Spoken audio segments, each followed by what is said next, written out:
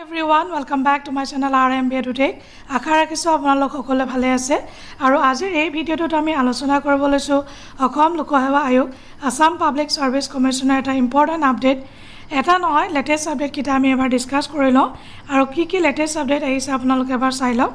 প্ৰথমটো আপডেট আহিছে final result of the recruitment to the post of lecturer in DIETs foundation of education Next important update to us a notification regarding answer keys for screening test OMR based for recruitment to the post of veterinary officer, block veterinary officer,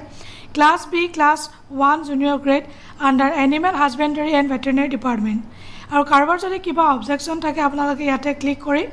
apnaloke objection raise koribo lagibo provided apnaloke supporting documents dibo lagibo and that supporting documents kini authenticate hobo lagibo. তো এতিয়া আমি এটা এটা চাই লও click কৰি যে কি আহিছে কি নাই আৰু ইয়াতে সব Assam Public Service Commission hereby declares today 16th of September 2024 the result of the recruitment to the post of lecturer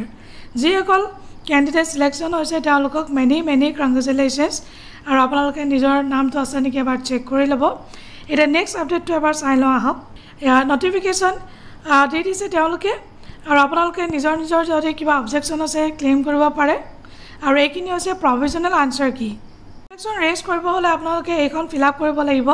select advertisement number post name roll number enter কৰিব লাগিব date of birth registered mobile number আৰু এই enter text এই টেক্সটটো আপোনালোকে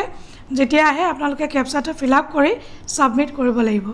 আৰু নিজৰ আপোনালোকে যদি অবজেকশন আছে ক্লেম কৰিব পাৰে